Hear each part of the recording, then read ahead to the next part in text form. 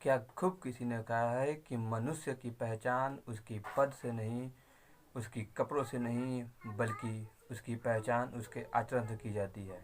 हाय दोस्तों, मैं हूँ महतो साहब। ये कहानी एक ऐसे ही व्यक्ति की है जो राजा के दरबार में जाता है और बोलता है कि महाराज, मुझे आप नौकरी पर रख लें। राजा साहब उन्हें बोलते हैं कि तुझ में ऐसी ही क्या खूबी है कि मैं तुझे नौकरी पर रख लूँ।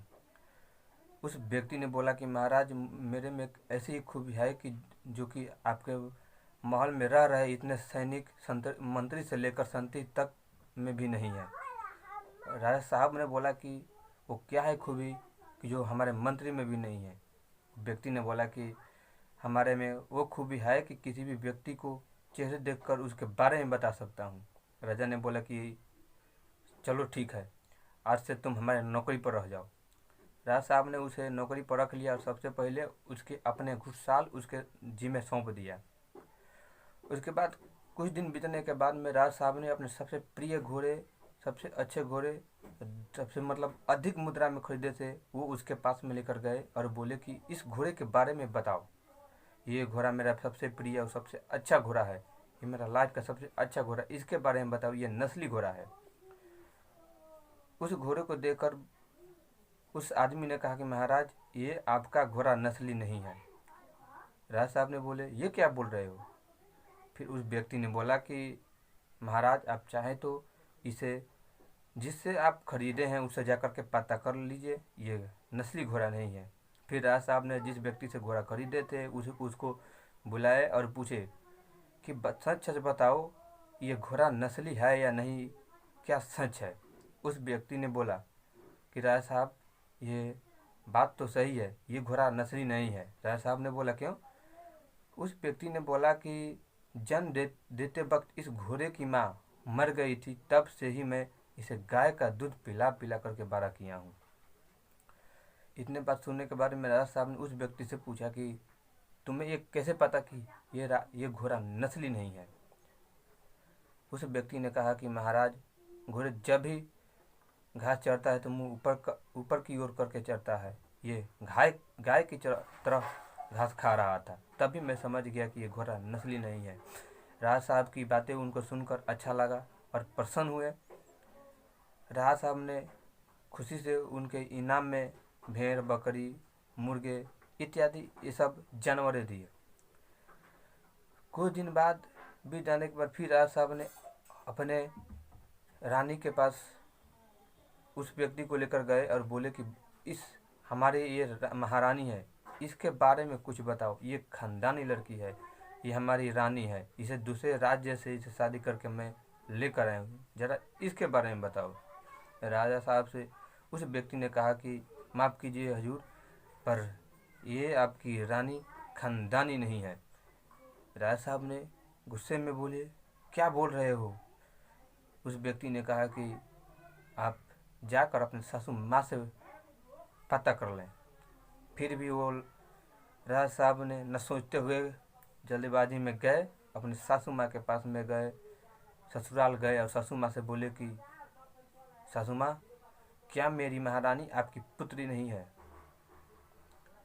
सासू माँ ने बोले कि ये बात सच है कि तुम्हारी महारानी यानी हमारी पुत्री, वो हमारी खास पुत्री नहीं है, मैं उसे जन्म नहीं दिया हूँ।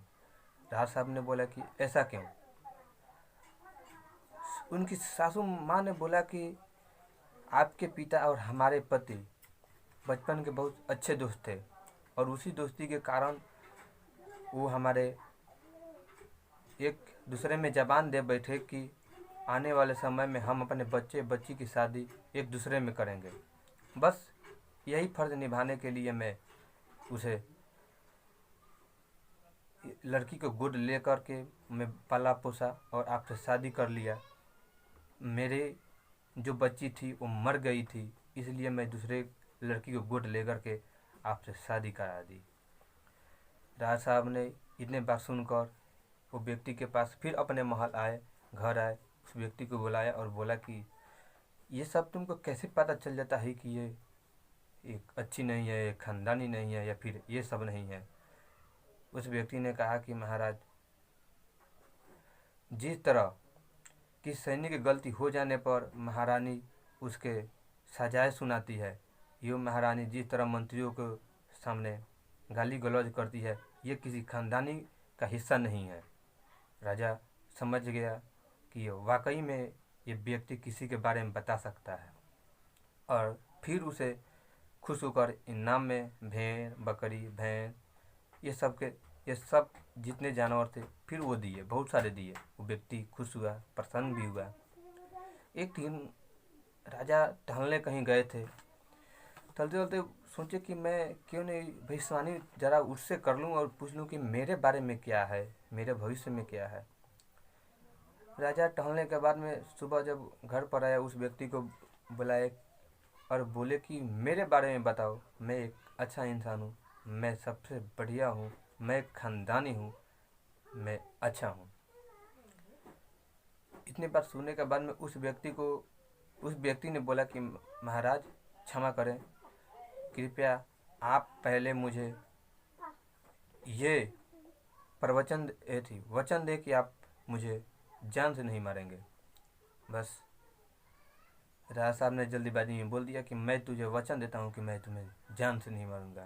राजा साहब ने बोले कि आप राजा के खानदान का नहीं हैं। उस व्यक्ति ने बोला कि आप राजा के खानदान के नहीं हैं, आप खानदानी राजा भी नहीं हैं। राजा को गुस्सा आया और बोला कि मैं तुम्हें जान से मार दूंगा। फिर वो व्यक्ति ने बोला कि राजा साहब, आपसे पहले ही वचन ले चुका हूँ कि आप मुझे जान से नहीं मारेंगे। फिर बोला कि कैसे पता कि मैं राजा का खानदान का नहीं हूँ। उसकी माँ पास में ही बैठी थी और उस व्यक्ति ने बोला कि अपनी माँ से पूछिए कि आपका बेटा खानदानी है या राजा के पुत्र है या नहीं। उसने अपने माँ से पूछा कि माँ, ये सच बताओ कि मैं खानदानी हूँ या नहीं, मैं राजा का पुत्र हूँ कि नहीं। उसकी मम्मी बोली कि बेटा, ये सही है कि तुम राजा का बेटा नहीं हो, ये खानदानी नहीं है। क्योंकि मेरा पुत्र बचपन में ही मर गया था और मर जाने के बाद इतने बड़े राजकाज को देखभाल करने के लिए मुझे एक लड़के की ज़रूरत थी, और इसीलिए मैं अपने ही चरवाहे को, बेटे को गोद लेकर के मैं इतना बड़ा किया और इसे राजकाज जो कि आपके नाम में सौंप दिया।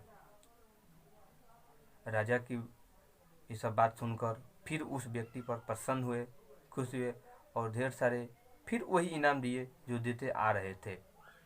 फिर राजा ने उस व्यक्ति से पूछा कि तुम इतनी सब कैसे पता कर लेते हो। तो बोला है कि मेरिट है, आप भी पहचान सकते हैं। वो बोला कि वो कैसे। वो बोला कि राजा साहब, जिस तरह आप हम पे खुश होते हैं और खुश में हमें भेड़, बकरी, गाय ये सब देते हैं, उसी तरह जबकि राजा का खानदान का वो जब भी कोई खुश होता है तो ये सब भेड़, बकरी, गाय नहीं देता है, बल्कि वो सब खुश होने पर हीरा, चांदी, मोती, पैसा ये सब देते हैं, जबकि आप ये नहीं देते हैं। तभी मैं पहचान गया कि आप खानदानी नहीं हैं। तभी मैं समझ गया था कि आप किसी राजा का पुत्र नहीं हैं। हमें इस कहानी से यह सीख मिलती है कि कोई भी व्यक्ति कितना ऊंचा पद पर या कितना भी अच्छा कपड़ा क्यों नहीं पहन ले, उसे अपने व्यवहार से पता चल जाता है कि ये किस किस्म का व्यक्ति है।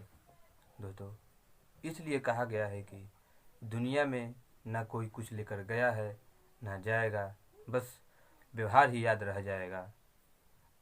आप हमेशा देखिए हमारे YouTube चैनल महतो साहेब पर एक मोटिवेट कहानी। जय